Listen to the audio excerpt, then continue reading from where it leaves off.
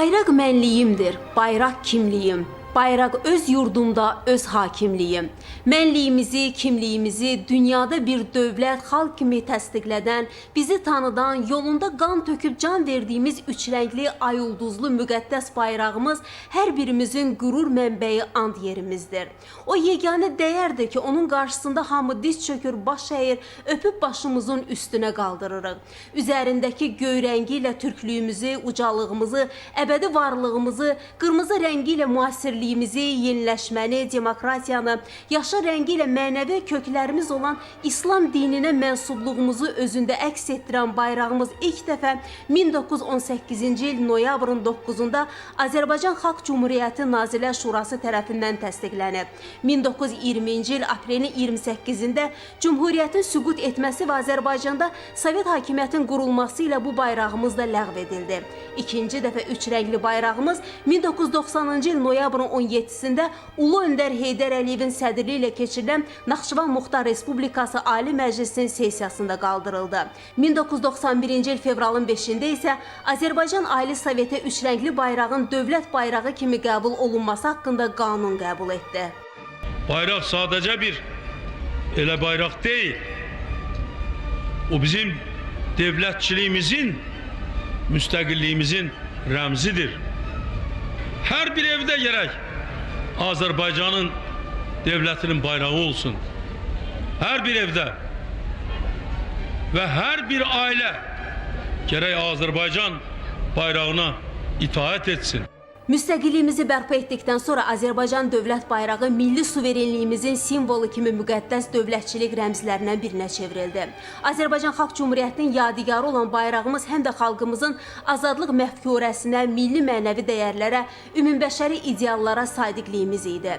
2009-cu il noyabrın 17-sində Prezident İlham Əliyevin dövlət bayrağı gününün təsis edilməsi ilə bağlı imzaladığı sərəncam və hər il noyabrın 9-nu bayraq günü elan olunması müstəqilliyimizə, dövlətçiliyimizə verilən ən yüksək dəyərlərdən idi.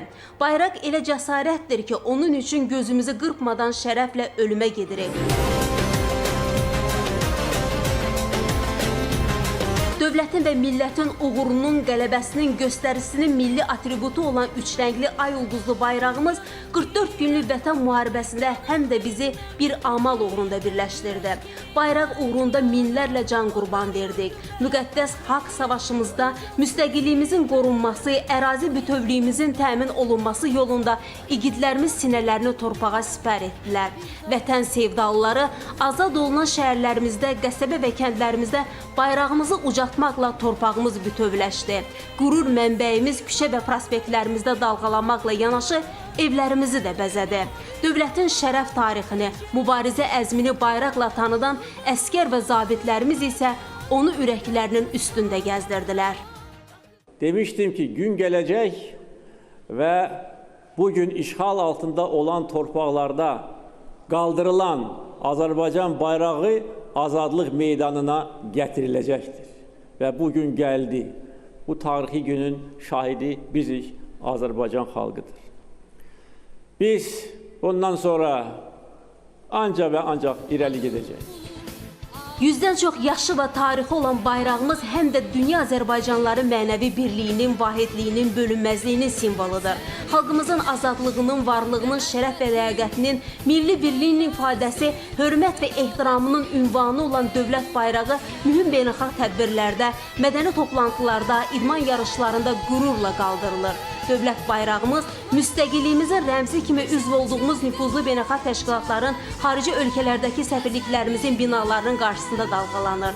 Ölkəmizdə dövlət bayrağının istifadə qaydaları haqqında mükəmməl qanunvericilik bazası yaradılıb. Ölkəmizin müxtəlif bölgələrində, o cümlədən işğaldan azad olunan ərazilərimizdə yaradılan bayraq meydanları dövlət atributlarımıza olan sevgi və ehtiramın göstərisidir. Qürur mənbəyimiz olan bayrağımız 30 ildən sonra yenidən Şərqi Zəngəzurda, Qarabağda qürurla dalğalanır. Südabə Cahangirli xəbərlər.